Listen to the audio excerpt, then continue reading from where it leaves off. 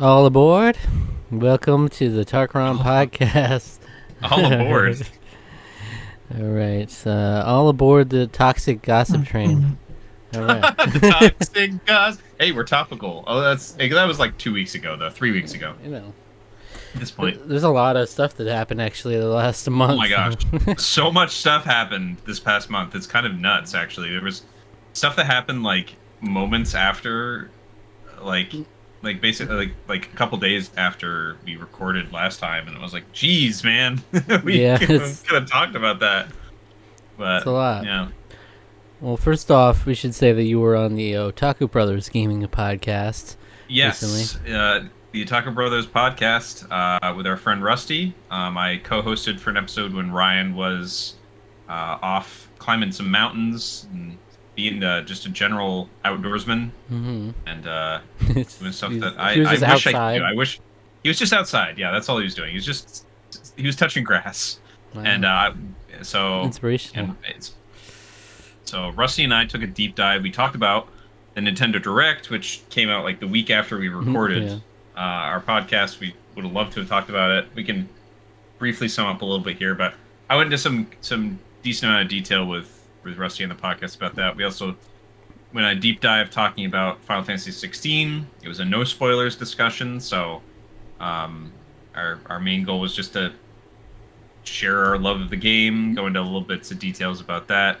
And then the series as a whole, where we went and did one of their segments on their podcast is a Memory of Melodies, which is a play on Melody of Memories, the Kingdom Hearts game. But it's basically just reminiscing about like video game music and stuff. So It's right up your alley. Right up your alley. Yeah, absolutely right up my alley. That's for sure. I thought it was an excellent episode. I thought you did really good on it. And so I enjoyed it a lot. Thanks. You did great.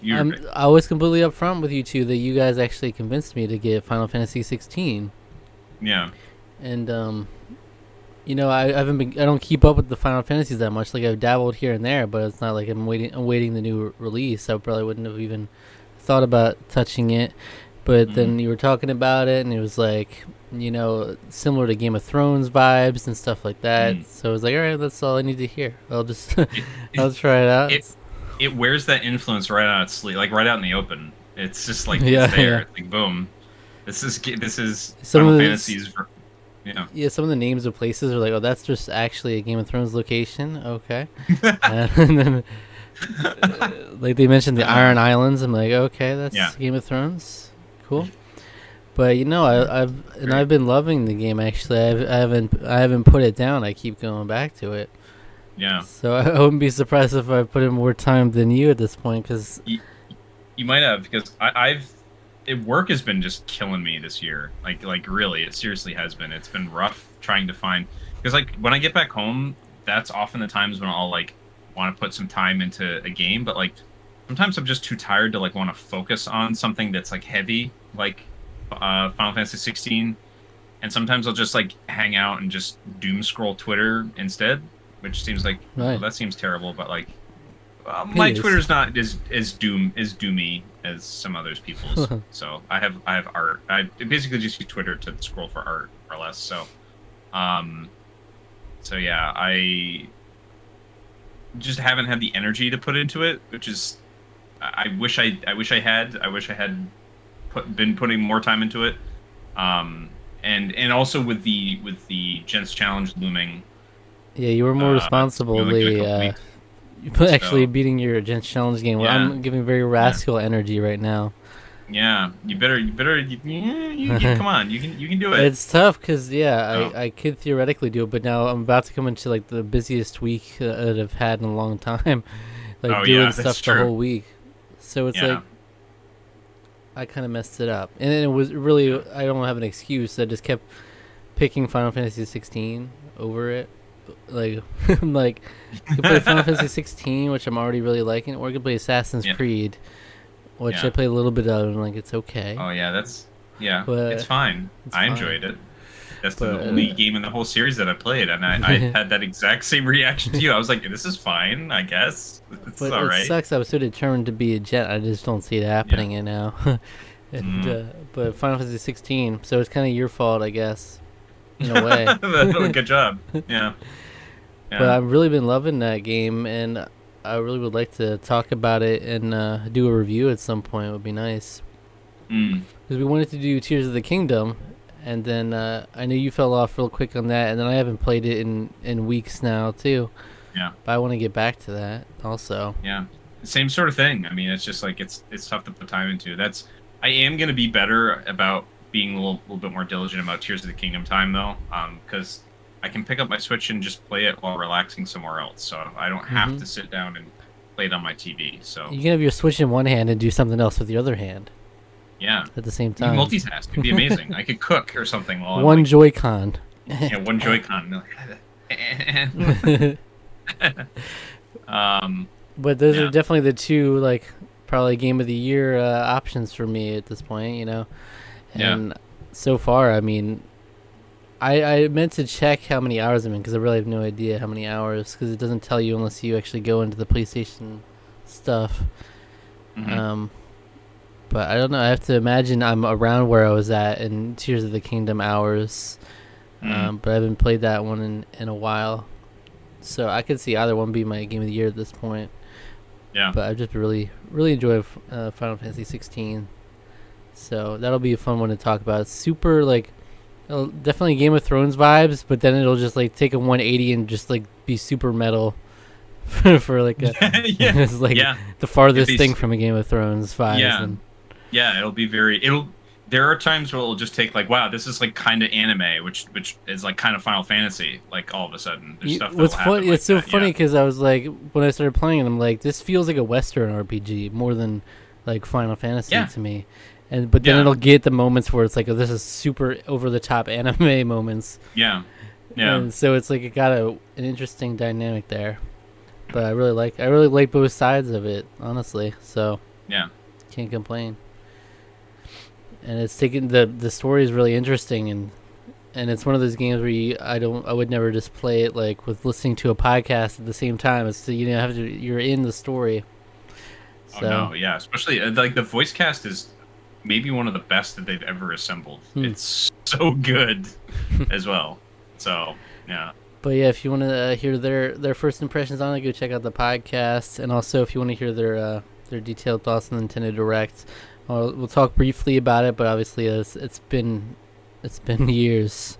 It's been years. It's been 84 years. 84 years. Oh. And the biggest headline, which is crazy, Super Mario RPG remake. That came out of left field, and lucky for me, apparently there was leaks beforehand on Twitter. I found out after the fact. But same. I didn't know about that at all. I'm glad I didn't know about that either. Of course, you can't have anything good with just. And then I go to like, oh, I want to see people's reactions, and then it's so triggering to me when it's like the first thing they say is like, "Oh, the leaks were true." I'm like, okay, all right, cool. The leaks. I love. It's just a shame that so many good moments get ruined by that. It's like even there's a lot of. I remember a lot of announcements. Like Smash Bros. Especially, where it's like you see like 2 seconds of the trailer. It's like, oh no, the leak was right. It's Ken. Okay, cool. it's Terry Bogard. Terry Bogard. Yeah. Like the characters you should never have been able to guess that quickly at all. Yeah, it's Terry like Bogard. ruined. Who could guess that? Kazuya. It's Kazuya. But yeah, I'm super excited for that. That's really interesting, and I think that's really important actually for like Nintendo moving forward, that this was even a possibility, because it really opens the door. Like you could potentially get a proper sequel, and that's not out of the realm of possibility now if it does well. Especially because like a lot of the stuff that was holding back and this is something that I definitely talked about, like the merchandising sort of aspect. It's one of the things I'm excited for about it, other than just the fact that we're getting a beautiful looking remake of one of a foundational game for me. I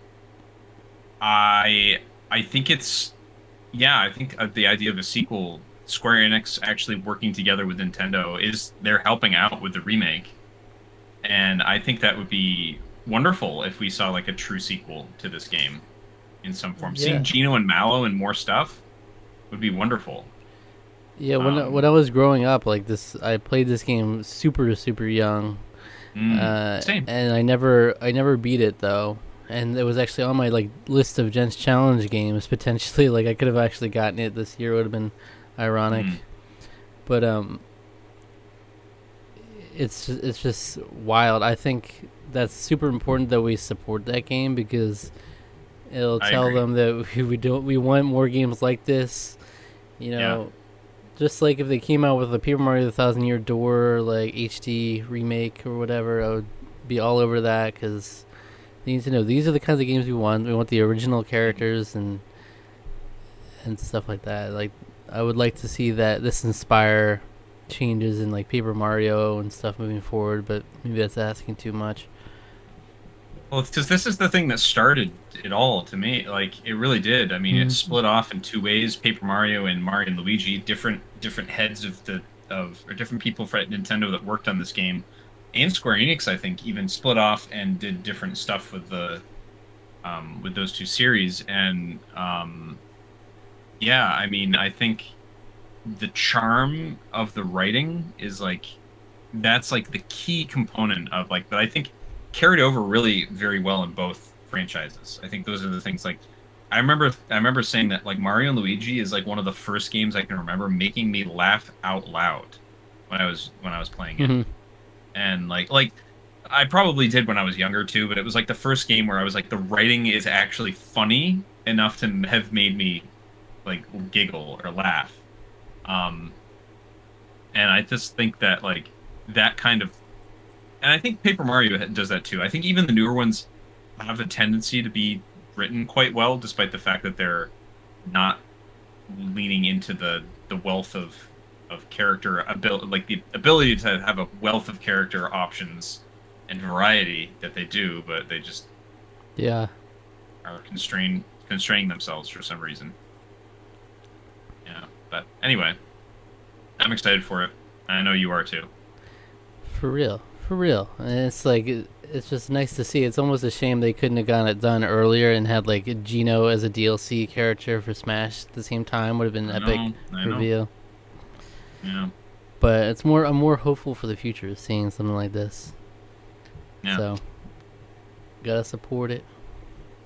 Now it's like I guess I should just go and beat this version, the new one. There's not really much of a reason. I'm assuming everything will be the same more or less to do the original at this point. Probably, yeah. So yeah, I don't know if people, probably eagle-eyed people, have probably already spotted like little differences that they've. Well, there was one that someone pointed out already, is that like one of the character whose name in Japanese is Margarita, she's not holding just like a wine glass. She's actually holding like a margarita glass now, and it's like, okay, that's a nice little detail that's. I thought they were going to change her to apple juice or something. No, they made it so her boobs don't jiggle anymore though. So. All right, I gotta play the original then, I guess. Yeah, I guess you do. You get the jiggle, you know. Yeah. So. But what else? What are the other big? So we have Super Mario Bros. Wonder is the other big headline game. You know, a lot of personality to it. You know, different twist on the new Super Mario Bros. No more new, straight up Super Mario Bros. Wonder. Turns into an elephant at the end. The whole thing. I'm here for it. Yeah. I always love all new Mario games. I'm always here for. Yeah, I just the general art style and direction of the game also looked way better than New Super, I think, as well.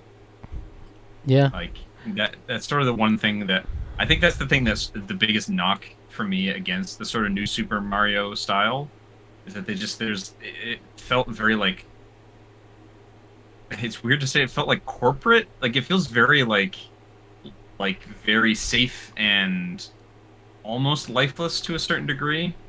I know that's not necessarily the most fair thing to say in the world, but it's almost like too clean, I think. Well, it's funny because in Super Mario Maker, I always prefer the new Super Mario Bros. Levels are usually some of the more inventive and fun ones. But yeah, well, the gameplay mechanics are great. I think that's the thing that's the best part about those games. So that's why I like playing them. But the art style itself is not my favorite. Yeah, will they make another Mario Maker and then have a whole Wonder category too? It might be that might be interesting. Mario Maker 3 down the line. But I mean, there was a bunch of different games. It's funny because like the whole Mario cast almost got a game. You had like the Luigi's Mansion Dark Moon, which no one really asked for, but it's coming. Yeah. No one, literally no one. I enjoyed it, but I find it so funny when it's like a graphical upgrade, and like that does not look different whatsoever. Looks straight out of the 3DS. What are you talking about? That's one of the best looking 3DS games, just generally speaking. Like I'm clamoring for that Dark Moon, like slight graphical upgrade is what I need. The new Peach game, which they had like no details, it was kind of whack. They were like, "Well, here she is on the stage, coming out next year." What's going on here? That's all we have for you. What's going on here? What's happening? What's going on here? But an under talked about one for me is a WarioWare Move It. I'm a big WarioWare fan, and that's gonna be so fun. I really liked the one on the Switch. Get it together. It was a lot of fun and actually a nice change up on the traditional format where you could have like different characters each round and you can have multiple people playing at the same time. It was a lot of fun. And also, obviously Pikmin 4, that's like coming out like what, tomorrow? It's coming out tomorrow, yeah. I'm probably gonna go pick it up. Honestly at this point it's just to support it. Like that's right. I love that. Sounds so silly. Like I know some people are like even would say like oh that's such a, you shouldn't like do that, waste your money on something that you're not going to play, or like you shouldn't feel the need to support companies if you don't have the time to play. It's like I do want to support Nintendo in Pikmin. I like the fact that they're still supporting this IP. I know it doesn't always sell the best. I think it's one of their more inventive and more interesting franchises, and it's one that I want to give more time to. But I think Pikmin 4 looks incredible. Like everything I've seen about it just looks so wonderful, so charming. It does. I've dabbled in like every Pikmin game, but never beaten one of them. Yeah. So it's another one of those games where I see an announcement for it and it's like, oh, that's cool. It looks really good. It doesn't do anything for me though, because it's like, I already have like 3 games I could go back and play just as much. And get fair. just as much out of, but those are the main ones we should mention for the Nintendo Direct at least. Right. And that's about it. All right, so we did mention previously that we were going to, after wrapping up, which we did wrap up our Harry Potter movie series this past month, finally. What an endeavor. Like 4 months of our life into that. Yeah. Yep, and we're definitely taking a break from a big movie series for a while. Oh, yeah. But we said we would do the Sorting Hat quiz, so add in a little segment on the podcast here to do it. And we might as well do it now. Okay. But I've been informed, I didn't know this, but you told me that there's a bunch of different questions, so we're not even going to get to the same questions necessarily. Yeah, we might not get the same questions. From what I remember, because I remember when they changed the quiz around, I remember I looked into some of the details, and there's like a huge pool of different questions they could ask you. So like, and basically I was reading like a sort of study people did on like the sort of algorithm at how it chooses like what house to sort you in. It's really actually very interesting. But yeah, I don't think it's all the same questions out of order. I think it is actually a fairly large pool of different questions from what I remember anyway. So I could be mistaken, but so we're doing it fresh from the beginning of this. This will be a quick little quiz, but I will say the last 2 times I've done it, I did it on Hogwarts Legacy and I did it on this Sorting Hat online here, and they both gave me Gryffindor before. So okay, I actually, my old profile before I deleted my account, because apparently it lets you do that now, which is kind of nice. I was Gryffindor. So I had previously, like a long time ago when Pottermore first started, I was a Slytherin. So all right, well, let's see. You can always tell them if you don't want to be in a certain house, you could be like, no Slytherin, please, and then it'll change it. Yeah, I don't think it works like that. But all right, my first question is dawn or dusk? And mine is moon or stars. So, maybe they're just being cute about it. It's the same question, right? Yeah. Well, no, Kind it's of. not the same. I thought it was like moon or sun, but okay, so moon or stars is different. Yeah, it is very different, actually. It's So I both go are really I go nice dusk. I go dusk okay. for me. I mean, I I'd think probably go dusk too. the visual of dawn is a lot nicer, but I'm more of a dusky kind of boy. Sunrise and sunsets are both different vibes. I think I'm more of a sunset person anyway, so dusk would be. So where'd you go, moon or stars? It's really tough for me, but I think I have to go stars. Gotta go stars. All right, my next question is, which would you rather be? Liked, trusted, feared, envied, imitated, or praised? After you have died, what would you like? What would you most like people to do when they hear your name? Oh. Miss you but smile. Think with admiration of your achievements. I don't care what people think of me after I'm dead. It's what they think of me while I'm alive that counts. That's it? That's it. That's the three choices. So which would I rather be? Liked, trusted. I definitely want to be feared. I mean, it's going to be liked, trusted, or praised, I think, would be mine. I mean, legacy is a nice thing. Think of admiration of your achievements, but I don't necessarily think about that a lot. I would honestly probably just say miss you but smile. Like the other thing is like I do there is a little bit of like I think there is a little bit of like a legacy thing that I would want to be missed at least somewhat, you know? Mm-hmm. That's a reasonable want. It's basic, but I'm gonna say liked. Whatever. That's fair dude. enough. All right. If you were attending Hogwarts, which pet would you choose to take with you? This question. Cats, toads, or owls? That's it. That's the three. That's the three you get. That's okay. The three. Now, I mean, that's technically speaking, those are the only ones that you can bring to Hogwarts with you. So I don't remember what I picked for this before. What's your question? A Muggle confronts you and says that they are sure you're a witch or wizard. Do you ask what makes them think so? Tell them that you are worried about their mental health and offer to call a doctor. Oof. So gaslighting? Jeez, man. Agree and ask whether they'd like a free sample of a jinx. Or agree and walk away, leaving them to wonder whether you are bluffing or not. That one is a vibe for me, but... Alright, cats, toads, or owls. I always forget, like, I don't know what I picked each time. I feel like it would change every time. I could take any of these three. I'm not partial to really one or the other. Realistically, what pet would I take with me? I'm going to say ask what makes them think so, I think. I definitely don't like the gaslighting one. I definitely wouldn't say that. That's rough. Agree and ask whether they like a free sample of jinx. It's like agree and walk away, leaving them to wonder whether you're bluffing. I kind of like that one. But ask what makes them think so would probably be what I'd go with, because I'm more of a person that likes to understand why people think certain ways. So it's between cats and toads for me. I'm gonna go with toads. I definitely didn't pick that before. I feel like, but I'm feeling toads now. Okay, so toads. Oh, so I got this. I got this question now. So toads actually are historically seen as an unlucky thing to bring to Hogwarts with you, but toads are still a pet, a popular pet. Bias. All right. Bias. So I'm gonna say cat.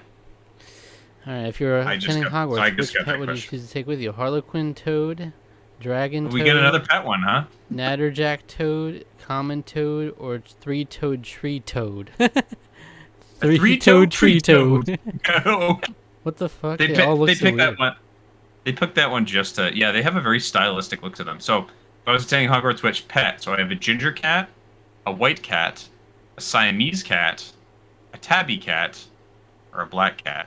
The tabby cat looks a lot like a Maine Coon. I can't imagine what a three-toed tree toad actually looks like. Oh, this looks so weird with his big old eyes and it's purple. So black cats are unlucky. Black cats are adorable, but they're also very dumb. I think every single black cat that I've ever known for my entire life has always been like extremely sweet, but boy, they're stupid. Tabby cats are really nice. That's also the tabby cat that they have here. This is like just straight up a Maine Coon cat. So, and I like Maine Coons. I think they're beautiful cats. Mm-hmm. Siamese cats are also very nice, very sweet. They have a very regal appearance. My sister-in-law Marie actually has two Siamese cats, but I don't think I would want a white cat. I love my first cat growing up was a white cat. Only problem with a white cat, a lot of hair, a lot of white hair on clothes shows up.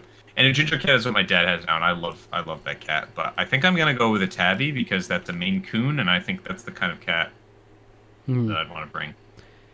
So the three-toed tree toad, I love just the name alone makes me want to pick it, but it feels like more of a meme pick. He's got like weird, like pouty eyes, and I can't imagine what he actually looks like.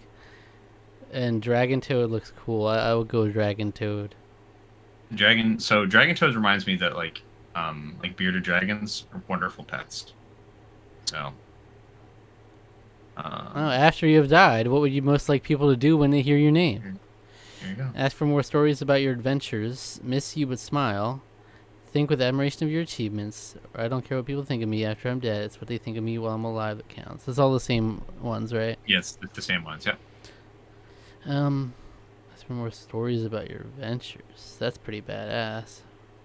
Yeah. So I guess I glossed right over that one, but I still picked that one. I think. Miss you but smile would be nice too. I like a miss you but smile, as if like you can't miss you and smile. Yeah. 4 boxes are placed before you. Which would you try and open? The gleaming jet black box with a silver lock and key marked with a mysterious rune that you know to be the mark of Merlin. That sounds exciting. The small pewter box, unassuming and plain, with a scratch message upon it that reads, "I open only for the worthy." A small tortoiseshell box, embellished with gold, inside which some small creature seems to be squeaking. An ornate golden casket, standing on clawed feet, whose inscription warns that both secret knowledge and unbearable temptation lie within. Okay, well, definitely not that one. That scares me. Also not the one. Also not the one with something living inside it, because that also scares me. I'm doing the miss you but smile. Oh, okay, so we're similar in that regard. I would say the gleaming jet black box with a silver lock and key marked with a mysterious rune that you know to be the mark of Merlin. That sounds really exciting. As opposed to the "I open only for the worthy," I'd be like, boy, that sounds like some kind of douche wrote that. So so Merlin it is. Once every century, the flutterbee or flutterby. What is it, flutterbee or flutterby? Do you know what that is? Flutter. How do you spell flutterbee, flutterby. Flutterby, I guess. Yeah. Is it like butterfly just flipped? Yeah. The flutterby bush produces flowers that adapt their scent to attract the unwary. If it lured you, it would smell of the sea, home, a crackling log fire, or fresh parchment. Interesting. I mean, I love home. Tell you what. I love the sea, too. I love all these. I gotta give it up for all these. If you could have any power, which would you choose? The power to read minds? The power to change the past? The power of invisibility? The power to speak to animals? The power of superhuman strength? The power to change your appearance at will? It's good they took out flight. Very wise. They are wise, because obviously I would pick that. Everybody picks that. Reading minds, while very powerful and definitely a tempting thing to do, I find that one like always very like. I always find that one more interesting in concept than something that I personally would like to have. It's one of those powers that's like really.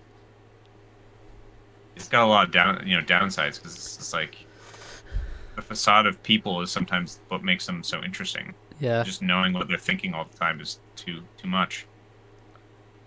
I'm Power to change the past, definitely not time travel. Time travels would be very dangerous again. Invisibility is always really tempting. So like one of my like superpower thing, I've Dubs, who's been on to talk with us before. In college, he had this sort of. He basically had us like do a thing with him to basically come up with different like superpowers. more or less. Like, come up with your like a superhero for yourself. And so like mine was basically Danny Phantom. Right. I would have ghost powers. So the concept of being invisible and intangible, but invisible is not intangible here. But being invisible and intangible is always like that. I find that very interesting and fun.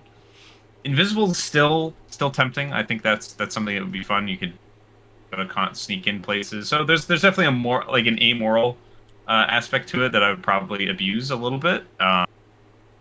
Speaking to animals is like one of those things. Is like people always like have that the Eliza Thornberry power. I don't know. You think it's overrated? I like it. Come on, I like the wild thornberries, but I don't know if I'm like super into talking to animals is like it for myself. Superhuman strength, I think again overrated. Power to change your appearance at will is also tempting. I don't know if that means if I can transform into animal. So it's like it's the polymorph spell in D&D. But I think that would be pretty badass. Talking to animals is incredible. I think you underestimate how amazing that is. You can talk to any animal. There's so many animals. Whales. There are a lot of animals. That's so much like knowledge that no one else in the world has that you would just instantly have access to be able to. It's true. I could probably solve some crimes with that too. You know, like the dog was there or something. You know. Yeah. That's right.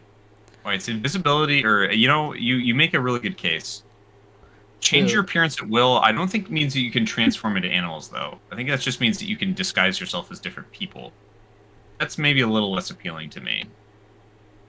All right, so it's asking me what smell would lure me out of these four: home, the sea, crackling log fire, and fresh parchment. I could see all of them, but I'm going to go with crackling log fire.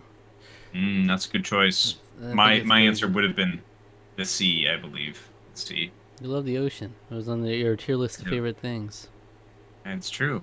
I do love the ocean.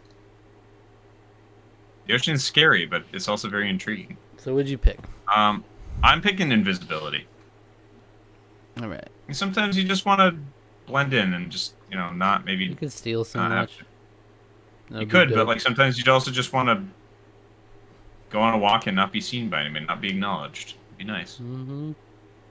Which should you... Oh, what do you got? Which of the following would you most like to study? Mer people, centaurs, werewolves, vampires, goblins, trolls, or ghosts? Interesting. You could be with Zach Baggins. You could study ghosts and go on ghost adventures. Dang, what would I study? Yeah.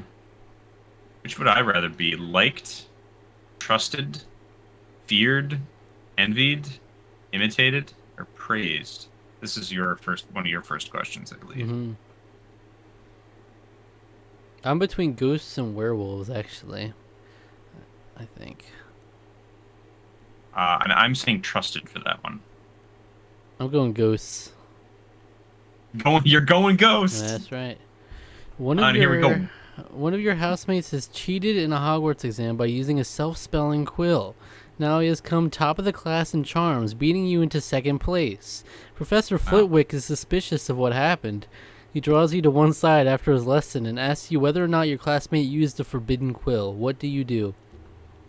Tell Professor Flitwick the truth. If your classmate is prepared to win by cheating, he deserves to be found out. Also, as you are both in the same house, any points he loses will be regained by you for coming first in his place. Right? You would not wait to be asked to tell Professor Flitwick the truth. If you knew that somebody was using a forbidden quill, you would tell the teacher before the exam started. Lie and say you don't know, but hope that somebody else tells Professor Flitwick the truth. Or tell Professor Flitwick that he ought to ask your classmate, and resolve to tell your classmate that if he doesn't tell the truth, you will. Alright, so there's no option to just straight up say to not rat him out. I mean, the lie and say you don't know is sort of the one that's not ratting him out. You're just hoping someone else does. Right. It's true. So I am of the even though I just said to be trusted, I'm of the variety that you don't rat out a friend, but in that case, I would. Well, I don't want to answer. I don't want to answer for you. Actually, right. Well, I'm not going to answer for you. What do you, I want to hear hear your thought process. You're playing for points here. That's the only thing, right? Like there's the first and second place in this situation. It's not just like everybody's independent, doing their schoolwork. It's like it could have direct ramifications on you, and you might deserve to be above them. So that's the only reason I would be more on the narc side than not. Does it state that you're their friend or just a classmate? Just one of your housemates. Okay. So I would just do the first one. Tell him the truth. If your classmate's prepared to win by cheating, he deserves to be found out. And then also, you're both in the same house. Any points he loses will be regained by me for coming first in his place. So I'm of the opinion. I probably would say the last one. I like the idea of like you tell them like you need to do this. You need to be honest. Like you need to come clean. I'm not going to rat you out unless because you've done something that's wrong and you need to take account of it. If you don't, then I will. So it's like you're giving them the opportunity to redeem themselves. But if not, then you're like, well, I don't feel good about you cheating, and I should have come in first anyway. So, and my really exciting, really amazing, exciting, super informative question is white or black? Choose one. Oh, that's the one I just got for my next one. Oh, really? Okay. So, simple question. White in chess typically goes first. I prefer white to black in terms of chess. Black's got a lot of interesting, it's, you shade with the black, you shade with that color. So, I tend to like dark mode also is preferred to light mode. Oh yeah. I'm typically a person of the night, so I think I'm gonna go with black. Yeah, I'll go black too. My sorting hat is ready to make its decision. Oh, my sorting is ready to make his didn't. I thought I was like one ahead of you. Okay. Yeah, you might have been. I think you might have gotten an extra question, maybe. I don't know. Weird. All right, their sorting hat's ready. Continue. What's it gonna be? Courage and bravery. Welcome to Gryffindor. Wow. That's You're inevitable. in Gryffindor. Okay, well, let's see. I'm also in Gryffindor. Okay, hey, there you go. All right. Well, the sorting hat has spoken. And you're not alone. 7,562 fellow Gryffindors have been sorted into this brave Hogwarts house today. I mean, look at that. Fellow Gryffindors, Harry Potter, Hermione, and Ron. Where does it say? That's all they say? 7,562. You had the same number as me, so it registered at the same time. Yeah. Well, how about that? We're Gryffindors. Boys, yeah, I mean, girls. I mean, that's like irrefutable for me. That's 3 times in a row, Gryffindor. I'm surprised. Hey, here's a message from Percy Weasley. Congratulations! I'm Prefect Percy Weasley. I'm delighted to welcome you to Gryffindor House. Our emblem is the lion, the bravest of all creatures. Our house colors are scarlet and gold, and our common room lies up in Gryffindor Tower. Yeah. All right. Thanks, Percy. All right, shoot. You wanna know what wand you have? We can do that some other time. Yeah, it'll be another time, maybe. Is every episode of the podcast is a new Harry Potter? It's just a new Harry Potter thing for the rest of the year. All right, but we have a lot to talk about as well. We do. We do. There's a lot. Let me tell you something. That happened. You know how in one of the thumbnails, I think it was 2 episodes ago, I put a roller coaster in it? Yeah, I guess so. Accidents Happen was the episode. Oh, okay. It's very similar to a story that came out recently. It's just a little thing where people got stuck on a roller coaster upside down for like 4 hours. No. The ride malfunctioned, and it took them so long to get up there. At least by the time the last person got off, it was 4 hours. Just imagine being upside down on a roller coaster for 4 hours. That can do some damage.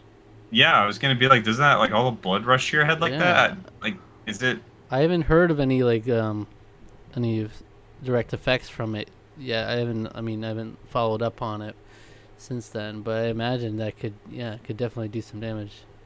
Yeah, you get uncomfortable being upside down for like a minute. Yeah. Jeez. Yeah, all that gravity weighing down. That seems awful. Horrible position to be in. Yeah. Yeah. Yeah, just suspended. Like just in your freaking roller coaster cart too, and they had to go and like retrieve them from that position too. With like a big crane or something. Like they had to get a guy up there, all the way up, and like maneuver it just right. So that was I remember seeing people's comments. I was like, okay, new nightmare awoken. Like new seriously. I mean, I know that's super rare, because roller coasters obviously are running all day long and they don't have stuff like that happen. But right. But even still, like that sounds awful. But the big nightmare that people were thinking about very early this month was the classic Submersible.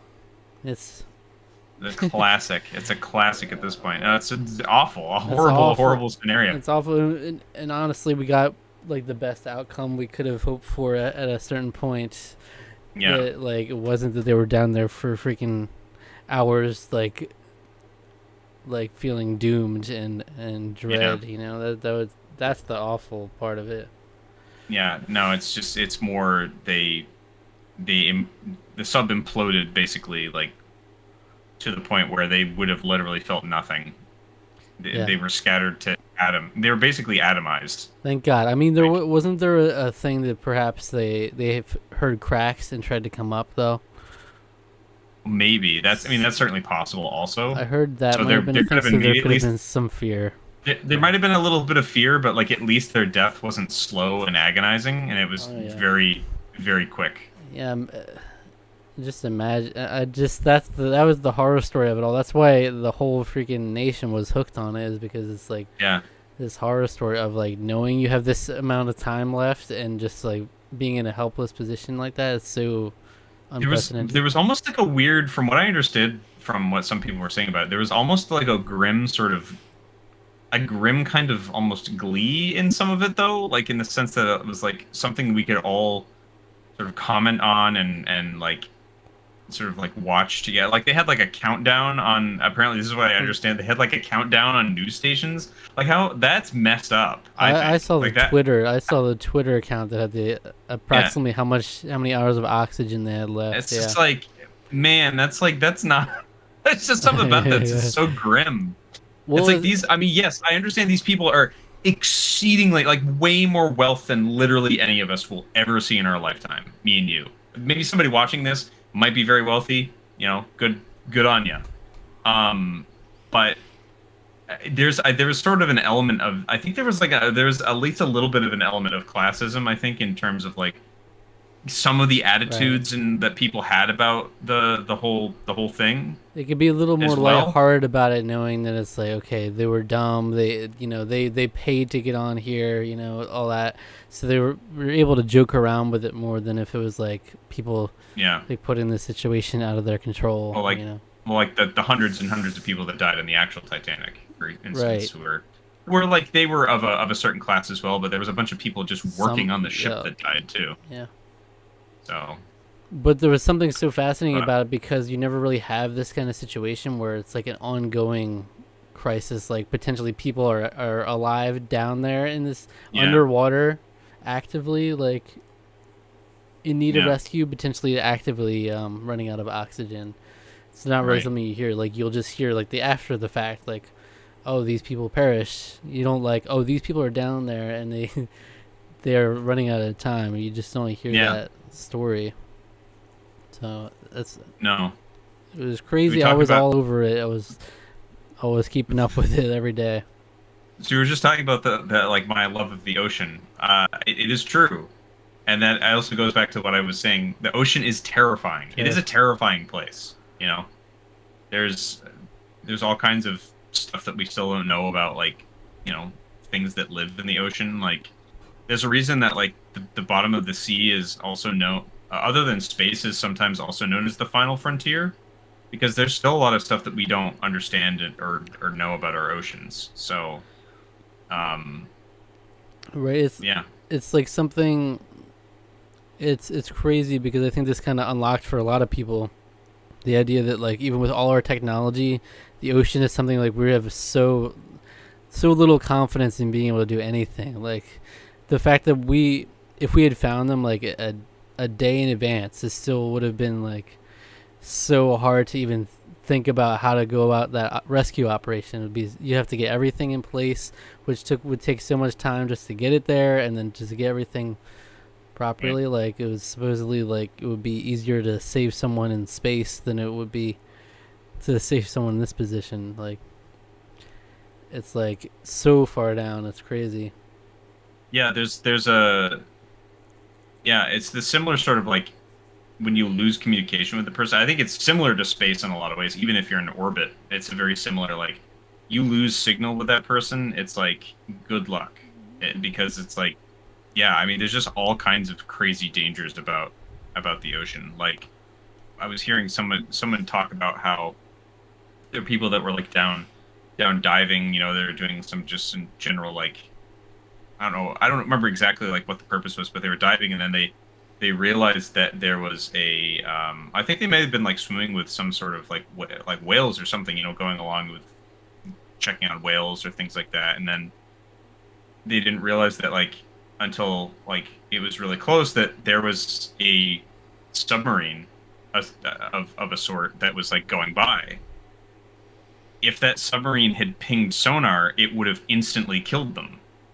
Because sonar, that's how sonar works. The frequency of sonar is so powerful, so that it can kind of like tell what's going on in front of them. If they had used that, if they pinged that in front of them, it would have just like shattered all of their internal organs, and they'd be dead. Jeez. So it's like, that's crazy. Like, that stuff, even stuff like that, like, we're a danger to ourselves in the ocean, Yeah, I mean, I think that's why people are so critical of this guy. Like, yeah, he's rich, but also the fact that he was like so reckless about safety procedures when you're in this business of like something so terrifying, and like, you need every safety measure you can have in place. You're putting yourself that vulnerable. It's like, geez. Yeah, I mean, the Woods Hole. So Woods Hole, who is the company that's responsible for, they're contracted by the military.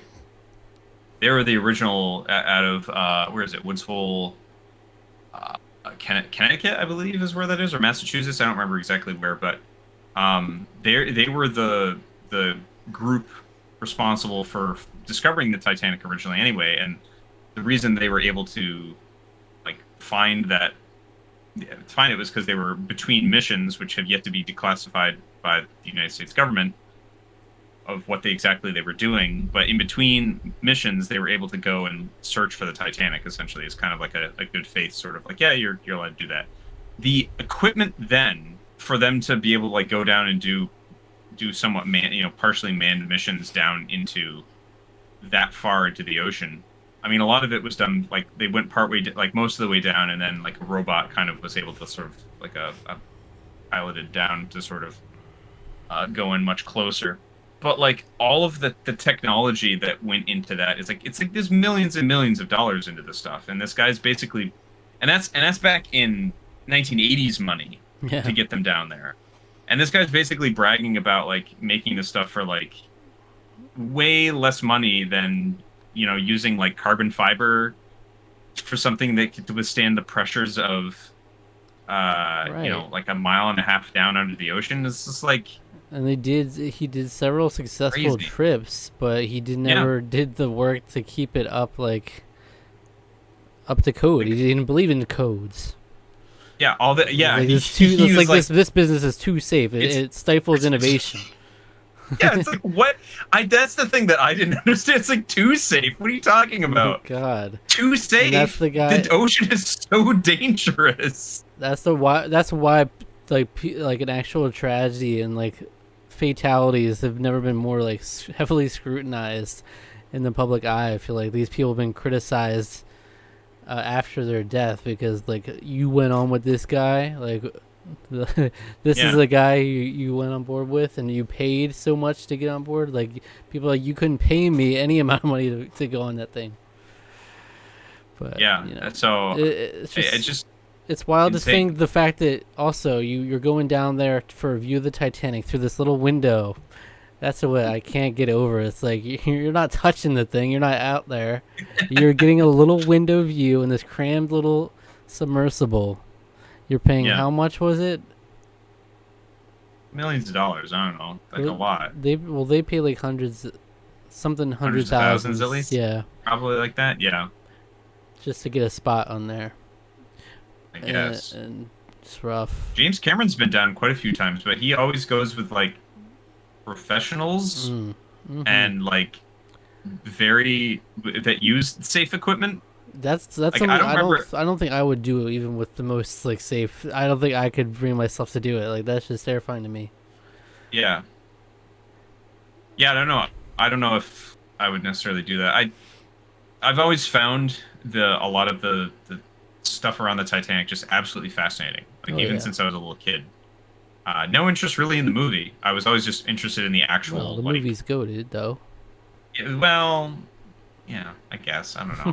I've never really seen it, but I was always just interested in the whole story and the discovery. All of that stuff is just super fascinating to me. So yeah. So to find people that are like, I mean, it's interesting that the hubris. It's like almost the same hubris, right? It's I was like gonna say that. Unsinkable, right? That's what people said about it. And then it's interesting because I found an interview with one of the survivors of the Titanic, where they actually there was a growing. I think there was a lot of people that believed that White Star Lines, that ran the Titan, or that built it, the board actually was almost. They almost seemed to imply that like it was almost an intentional thing. They pushed them. They knew that pushed them to go faster in a faster route, even though they knew it was more dangerous, and that the captain had just sort of gone along with it because he didn't have any real say. He was just having to do what they told him to do. I don't know. That's a conspiracy theory that I definitely want to look more into.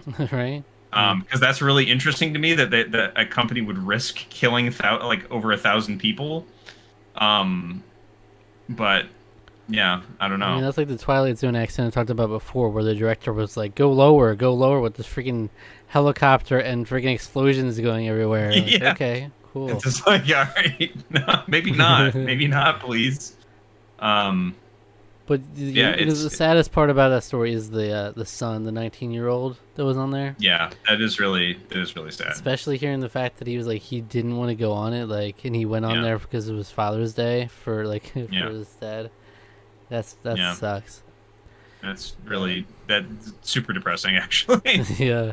So it's like, because you could definitely imagine that's something you can be more relatable than like just being like straight up, I'm going to pay $500,000 to get on this dangerous thing. If you're like your dad's like, come on, it's Father's Day, it would mean a lot to me. It's like, okay, I guess. Yeah, it's a lot more like relatable. You could see yourself doing that more. Yeah, but so luckily it was not the freaking horror story that we thought was potentially unfolding. Like that's the most horrible situation to imagine. Yeah, if you're just stuck in that. Very when you saw, because like news outlets did a long time ago, like maybe like 3 or 4 years ago, had done like stories on this guy's submersible. It was not a submarine; it was the submersible. There's a difference there, which everyone learned about. Just that thing looked like the most miserable thing to be in, just in general. I actually cannot think of a more miserable place to be in, even just a submarine. I've been on a submarine before. I was at Mystic Seaport. They have, I'm pretty sure, what I remember, that they actually have like a submarine that you can go onto. Very cramped. Yeah. Very little room. Can't think of a more miserable place to spend a long time. And that seems like a miserable place to spend a long time. Yeah. So, just the submarines in general, and this thing's way smaller than that because you'd have nothing. You're there. You are there. There's not really a whole lot of movement you can do. Right. It's like, that's just a horrible thing to think about hypothetically. Like, what would be going through your head in that situation? No. Yeah. No. And that's why I think it resonated so much with so many people. Yeah. You know. Because people had a mutual like we can't relate to wanting to be in that thing.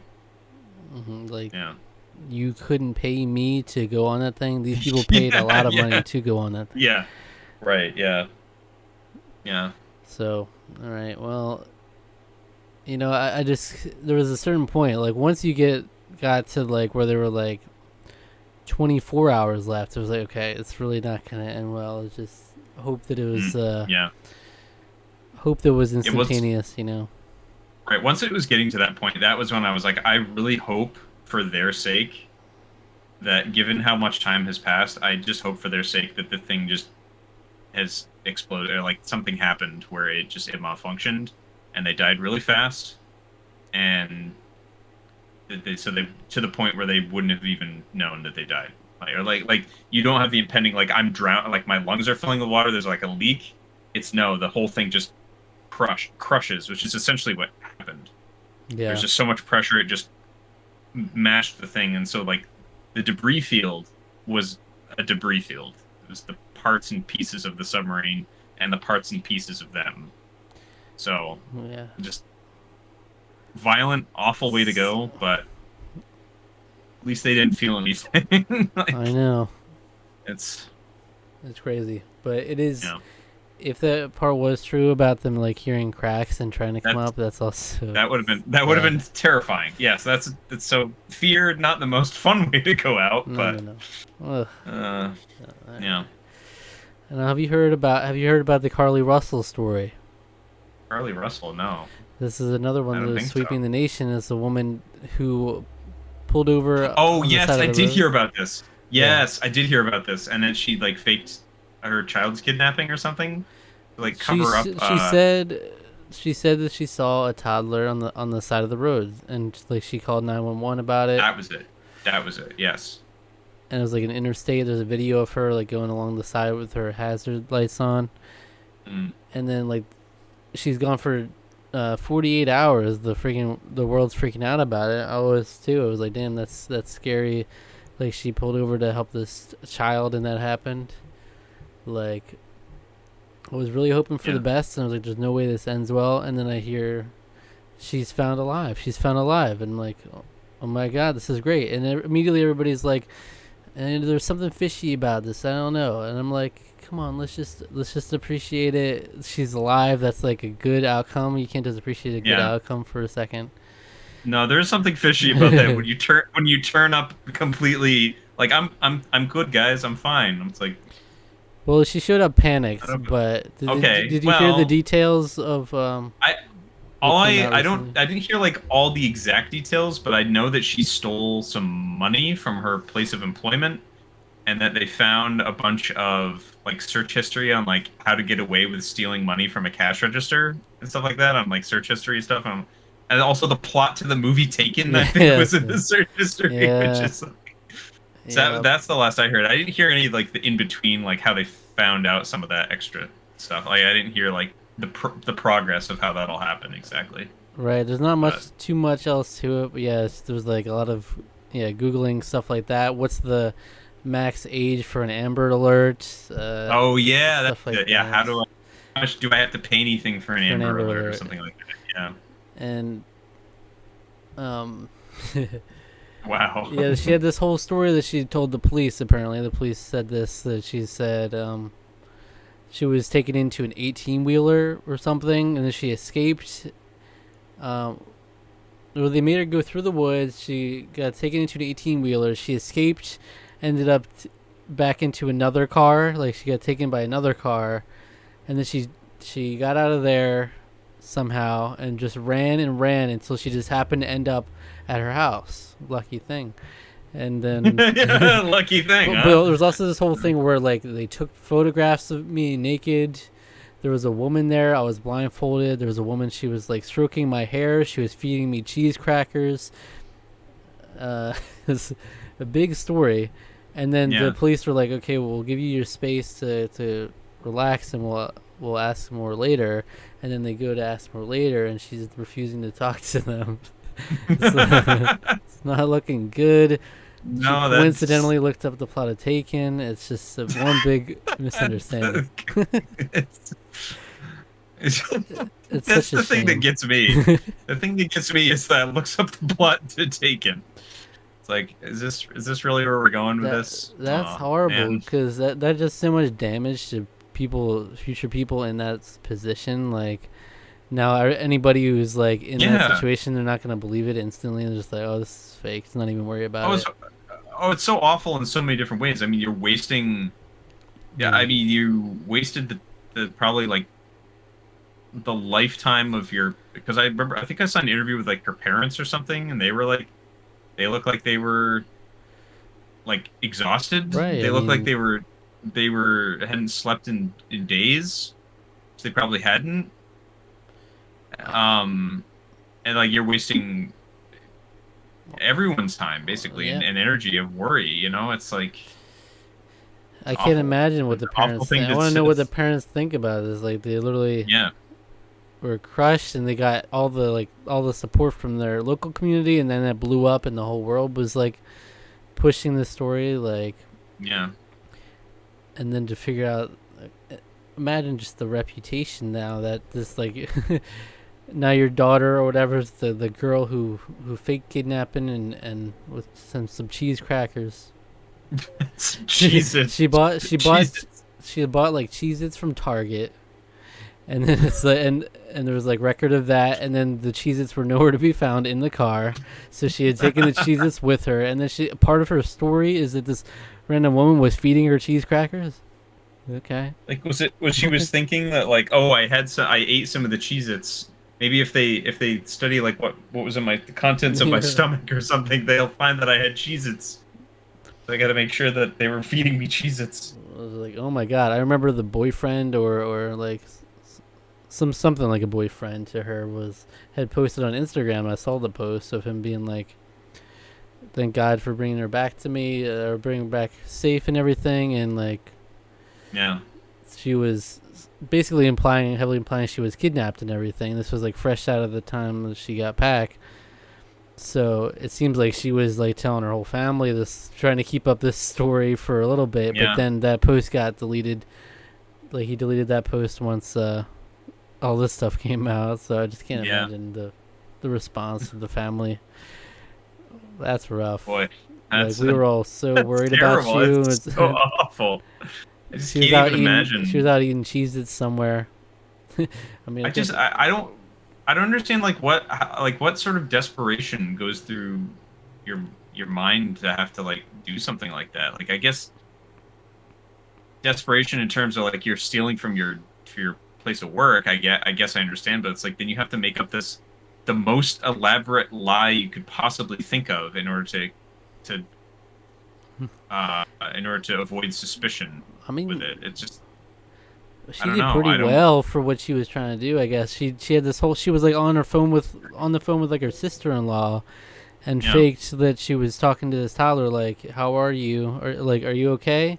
And then she screams on the phone, and then this whole plan played out. What in the world? This is like the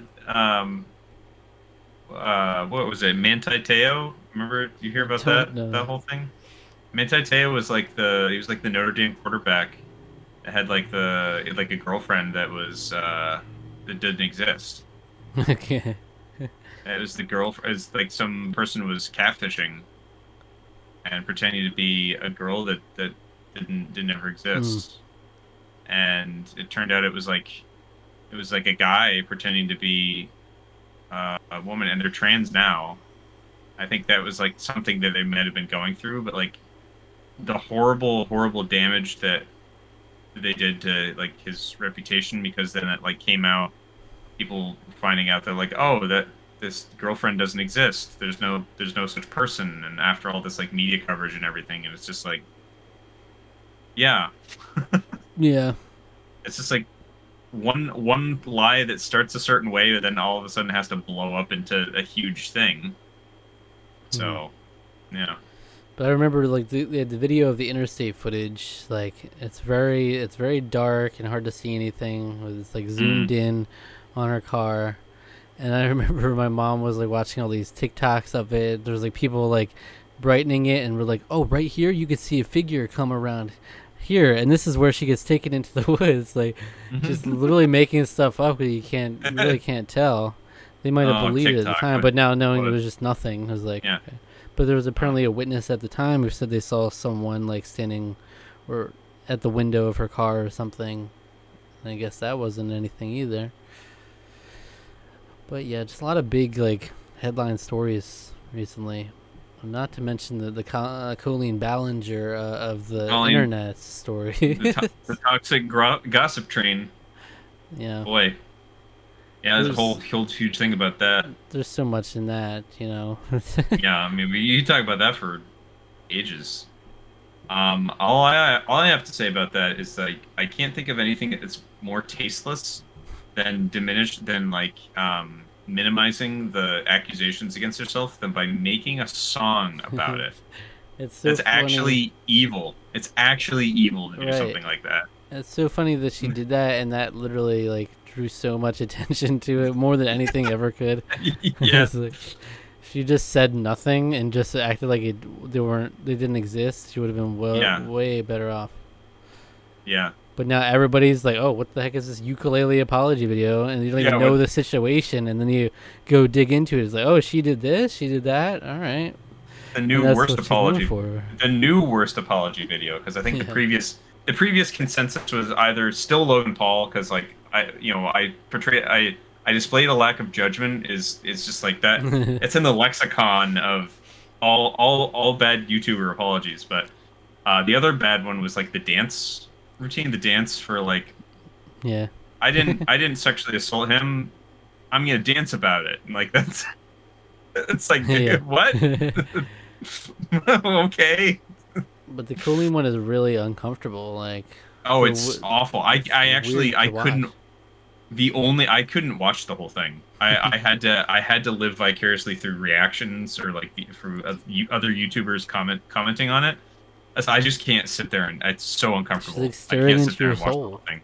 Yeah, it's very uncomfortable. And I know personally, like I knew of her obviously for years, but I didn't know anything about these details until this, and then I just went all the way in. So now I know all of her freaking dirty laundry. Yeah.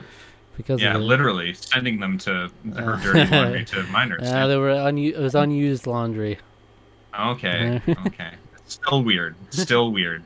I mean, like I knew, because Miranda Sings goes back to like the dawn of YouTube practically. She's like 2006, so I definitely had seen a Miranda Sings like something or the other. Yeah. So I was definitely aware of her, but I'm not like didn't really watch any content. I was obviously not subbed, didn't really know her at all, other than like, oh yeah, okay, I've seen her before, but. Right, and she had a Netflix show. She was like the biggest thing for a while. Like, obviously she wasn't at that level, but she was still doing just fine. And then she's in Ralph Breaks the Internet. Oh dear, she is. Yeah. Yeah. I love that movie. But she went way to ruin career suicide. I mean, but there's just so many different mistakes that's uncovered from this. So many different things she did. Yeah. Even back to like with her her ex-husband and stuff, like potentially cheating on him with their new. I mean, there's a lot there. There's a lot. There's definitely a lot there. Yeah. So as drama. Long as it's entertaining. That was the funniest part. When watching that apology, she starts saying like, I'll take accountability for my actions and all this," and then she's like, "Oh wait, you don't really care about that, do you?" I'm like, "Yes, that's what we wanted to hear." All right. Yeah. And then she goes in, it's like, just takes a hard left, and then it's like, all right. Yeah, no, actually, that is what we kind of wanted. I don't think people find things like this entertaining. I don't think they find all the stuff that came out, that the people who have actual serious and proof and accusations of things that they're showing you is entertaining. In the sense that, like, oh yeah, we love this happening. We love it. There was nothing entertaining about it until she made this like until she made it apology. Yeah, a spectacle. Yeah, basically. Yeah, awful, just awful. Yeah, Crazy. just a lot. Yeah, a lot of stuff happened. A lot of stuff happened since the last episode. I wanted to mention that I've played a couple games. Okay. New Super Lucky's Tale. Oh, okay. Rusty will be happy to hear that. I've heard Rusty talking about it for a while, and I tore through that game. I platinumed that game, which I don't do often. Dang, yo. Look at that. But it's definitely a very easy platformer. So it could be a little more challenging, but it's definitely a nice one to relax to. That's one I could definitely will be putting on videos and podcasts on the side with it, and that was fun. So I did that. Yeah, cool. And then Story of Seasons, A Wonderful Life came out. Oh, yeah, that's right. That did come out. Earlier this year for the Gents Challenge, I went and beat Harvest Moon, A Wonderful Life on the GameCube, which is one I've grown up since I was a child. You know, I have a picture of me in the car with Harvest Moon, A Wonderful Life and Paper Mario The Thousand Year Door when I was a wee lad. And I've had the same copy since then. I finally beat it. Exposed some things I didn't like about it so much, about like how grueling and long drawn out certain things are. And there's not as much to do as you'd like. But I wanted to get the new one, get the fresh take on it.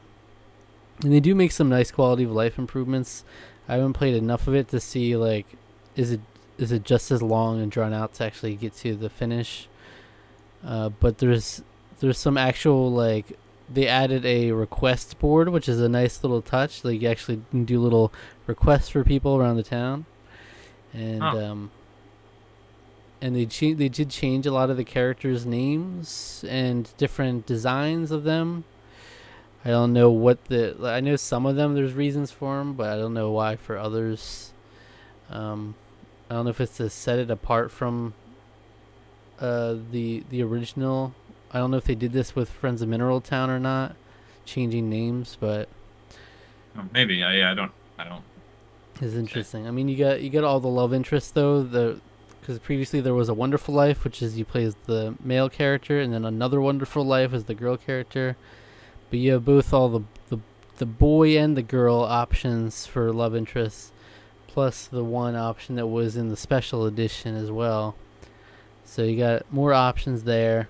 I was really enjoying it so far. I think it's promising, an improvement from the original.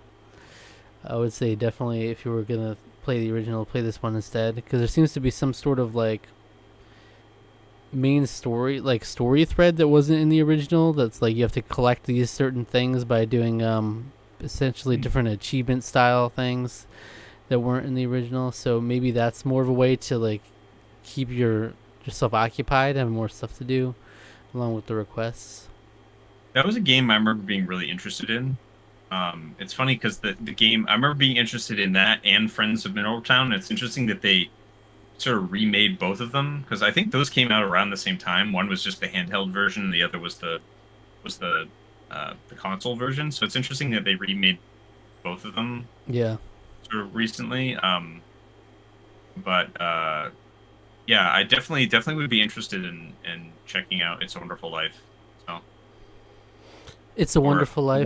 It's a Wonderful Life is a fantastic Christmas movie, but A Wonderful Life. Mm-hmm. The Story of Seasons. So. And that's about it. Other than Final Fantasy 16 now consuming all my time, pretty much, my free time. So. Cool. Anything you want to mention? I've been playing Code Veronica a little bit with my pal Dubs. I already mentioned early on this episode, so we were making our way through that. Haven't played it a lot recently, just because just haven't had a ton of time. I went to the drive-in movies, and I saw Indiana Jones and the Dial of Destiny. Oh. At a drive-in. Okay. I did that. That was pretty fun. It was fun. I enjoyed it. It was a double feature. It was that and Guardians of the Galaxy 3. Oh. We didn't get home until almost 3 o'clock in the morning. Jeez, yeah. It was because those movies are so... Okay. Indiana Jones and the Dial of Destiny, I did enjoy. The movie is probably an hour too long. I think if they just tightened the action sequences up, it would have been a much better movie. It felt very stretched. Okay. I was generally I was generally entertained. I think the last like few scenes of the movie are by far the best part because it kind of just turns into full campy schlock, and I loved it. Um, and the rest of the movie is pretty good until then. It's maybe a little boring, a little dry, but uh, yeah, again, it's just the action scenes are just a little too long, which is really unfortunate. But yeah, so that was kind of a fun little thing I did. The only other thing I want to mention is that I have been listening to, I don't remember what, all of a sudden, I think I was getting it sort of recommended in some of my YouTube feeds. But I've been listening to / watching the Ned's Declassified Podcast Survival Guide. Yes. So in addition to my Boy Meets World podcast, I've now added another rewatch podcast into the mix. I think there's a Wizards of Waverly Place one. I'm not Wizards of Waverly Pod. Yeah. Which is, I think, DeLuise, the DeLuise brother that was in that, or son, and the character, the actress who played Harper. They're like the two main people in that, which I think is interesting. They're like not exactly the first people I would think about to do a rewatch podcast. That's the thing that's fun about the Neds one, is that you get the three main characters of the show. Yeah. That's wonderful. They couldn't pull Selena. They couldn't pull Selena. Yeah. I mean, that seems pretty tough. But they're gonna get Miley for Hannah Podtana. Yeah, the Hannah Podtana. Mitchell Musso is probably down to do that. Do you think Emily Osment? Get Mitchell. You get Mitchell Musso and Emily Osment to do it. That could be fun. You know. I like how glaringly obvious it's like. Okay, you're missing the super popular one. Well, in Boy Meets World, you don't have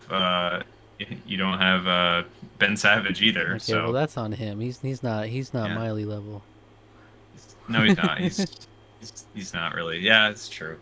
Not Miley. He's not Selena, but no, it's been really enjoyable. I really like my memories of Ned's Declassified, and actually I've started just kind of watching it a little bit again. It's because they have Paramount Plus, so I might as well. And that show holds up really well. Oh. I'm really enjoying it. It's very funny. It's wild. It's super frantic. I mean, it's 2 11-minute episodes, which is very strange for a live action show to do. So it has the pacing of a cartoon essentially. So it's got this manic energy, but it works. It works for the show, and it's just a good time. So I've really been enjoying that. Nice. But yeah, no, I think that's about it. So. All right, so you're ready to reflect on the last month, read some comments? Let's do it. Let's read some comments. Let's go through. All right, so what you might have missed from our last month of videos, we've gone through a lot. All right, so we released Fantastic Beasts: The Secrets of Dumbledore review, the Elemental review, the Harry Potter 20th Anniversary Return to Hogwarts review, all 11 Wizarding World movies ranked, Harry Potter Trivial Pursuit, Tarqaron Mad Libs number 3, and Bandersnatch review, and then just recently box art battles with Lauren have all been the last month, as well as several episodes of Cook Islands Survivor. So it's been a fun month for sure. Finally finishing up that Wizarding World series. It was a marathon. We finished strong, I think. Oh yeah. So even threw a little Trivial Pursuit in there for fun. Yeah. Yeah, and looking on the horizons, we don't have like super big like obligation plans coming up, but we have a lot of fun stuff we'll mix in for sure. Yeah, I think we're going to be a little bit more laid back. It was a big undertaking because we had like current movie reviews to do at the same time while we were doing those, so that was definitely tough to fit in, but yeah. So you know what? I mean, we do have like coming up the next month though. We do have like birthday extravaganza towards the end of the month. True, we do have some special things coming. So we do have those coming up. Oh, I saw Into the Spider-Verse. I didn't talk about or Through the Spider. What the heck is the new one called? Across the Spider-Verse. Across the Spider-Verse. Yeah, I saw that too. Phenomenal. Go see that. I've heard. Go see that. Don't spend your money on if you can spare it. Elemental's still, I guess, maybe worth going to see, but yeah. But if you have to pick one, obviously go with Spider-Man. It's so much better than that is. So so like a 10 out of 10 movie. It was so good. Yeah. Fair enough. What's your highlight of those videos the last month? Highlights of my videos. I really liked just sort of our number one. I would say is probably our reflection episode where we ranked all the Wizarding World films. Yeah, I think that was a lot of fun. It was good. We didn't really have too much to disagree about either. It was kind of nice that we were in pretty good and decent agreement with where most of the films are placed, I think. Yeah, which is interesting considering like looking up other rankings, how wildly different their rankings were from ours. They definitely don't agree with our Half-Blood Prince ranking, which I think is really interesting. Cause I thought I just assumed they would be like the consensus top 3 at least. Yeah. And then like the bottom would be more or less consensus, but it's like I don't know, it's all over the place. Yeah. Fair enough. And Cook Islands has been a lot of fun. We've had a lot of twists and turns these last few episodes. Oh my gosh, it's been so much fun. I like this season started off pretty strong. It kind of mellowed out for a little bit, but it's just ramped right back up again. I mean, this is really coming down. Like could be one of the all-time greats here. So yeah, and maybe we might be just about at the finale, or just have done it. Maybe just about to do the finale, but when we get to the next episode of the podcast, we're coming up on it, on the end of the season. So, all right, let's see what comments we got going on. Okay. Someone commented on their "What if San Junipero existed for real?" Black Mirror discussion. Butter Cookie 1984 says, "I'm actually writing a sci-fi novel with this theme." That's awesome. That's fantastic. That's wow. I'd be interested in knowing more details. Yeah, I mean the San Junipero concept is really interesting to me. It is. It's a fascinating. I mean, of Black Mirror, it's one of the ones that's like it sticks with you a little longer than I think some of the other more like dystopian kind of things do, because it's a little bit nicer. Not as dystopian. It's not negative. It's just kind of a thing. So it's yeah. And you could definitely ask yourself, what would you do in these situations? Like, what would it take for you to go or not to go? Right.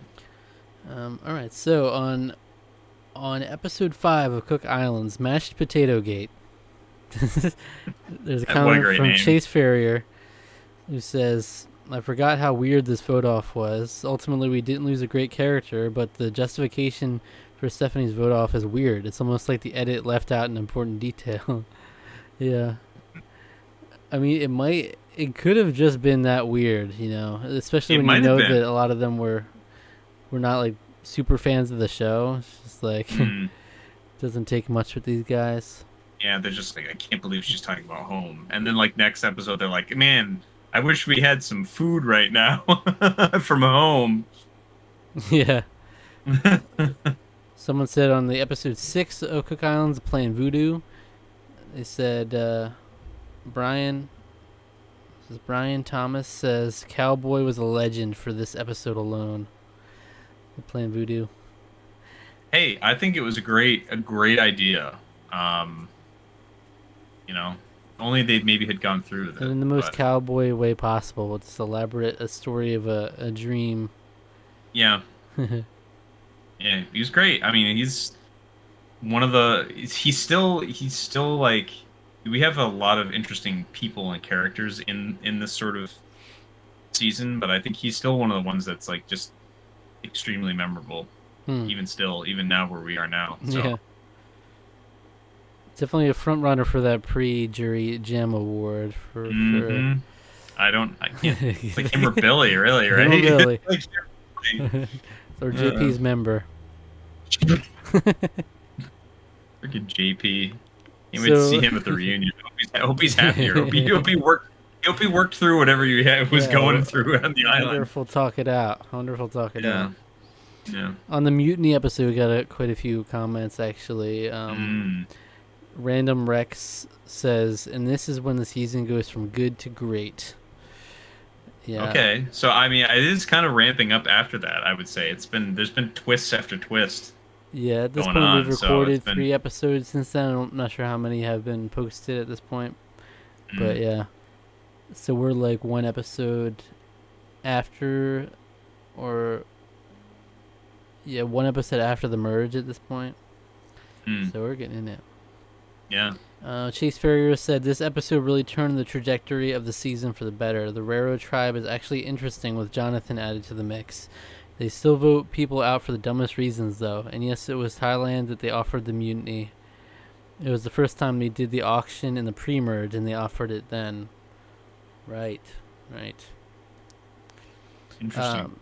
Oh, yeah, they did. They offered it as like during the auction. That's right. Mm-hmm. Was that like the rest of your money or something like that? You need I definitely don't remember that much. Yeah. But I just remembered Xian being in the mix because she's the only one who would really consider flipping at that point. Right. And maybe she should have. In her situation, she ended up going with the fake merge and being the casualty of that. They've definitely been getting rid of people for some wild reasons, though. I would agree with that. But like that's the kind of game that they're playing right now with people who aren't as super fans of the show. So. And I did mention this at some point, but they said there was a mutiny in Pearl Islands. It was unaired because no one decided to mutiny, so they just didn't bother to show it. Yeah.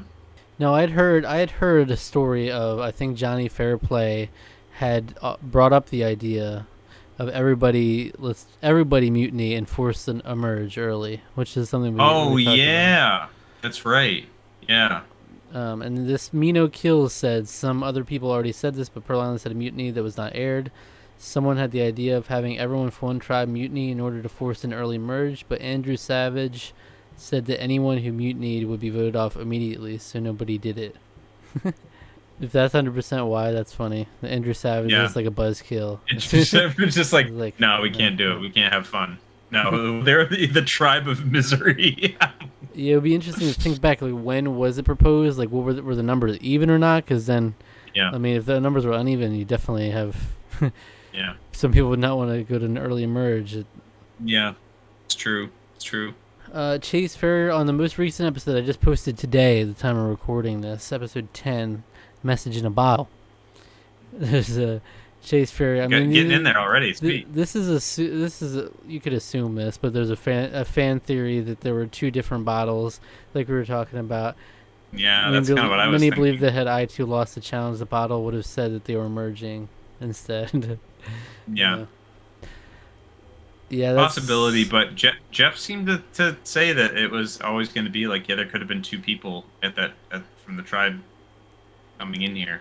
They had lost. It's not. I don't like. So. That's exactly why you shouldn't do a twist like this, where it's like a sealed bottle. It's like, well, I mean, and we won't.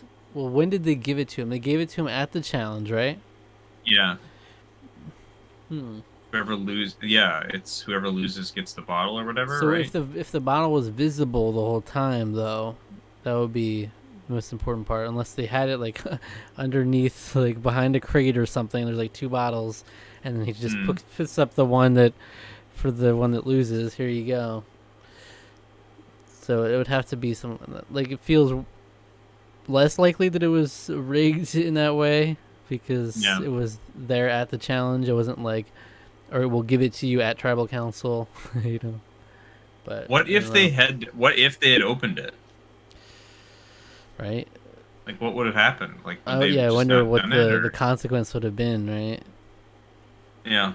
That's really an interesting question. Yeah. Break it open and it says. Yeah. It's like, oh, and then they would have known and could have talked it out ahead of time. Yeah.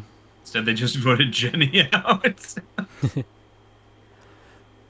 But yeah, that's about it. We didn't have too many comments, but that's about it for this month. All right, sweet. Well, thanks to all who always do that. I always love hearing Chase Ferrier talk about some Survivor. Thank you, Chase.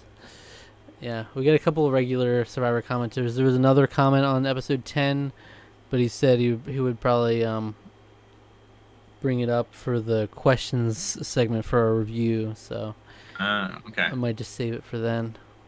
Cool. But I mean, there will be so much to talk about in that season review. Like already, all the different things they've done and experimented with. Oh yeah, it feels like it is the season of experimentation. Mm-hmm. Let them cook islands. Yeah, let them cook. It is the let them cook islands. It really is. All right, well, that's it. That's it for another episode of Tarqaron Podcast. Awesome. I had a couple other things I wanted to talk about for the episode, but I'm like, I'll save them for a future episode because we have so much packed into this one. There was a lot to try to catch up on a little bit, and so yeah. That's the unfortunate downside to having a monthly podcast is like something comes out right after this, we're immediately like a month behind by default. So you got to pick and choose a little bit. Yeah, we do our best. All right, I hope you enjoyed the episode. Yeah. All right.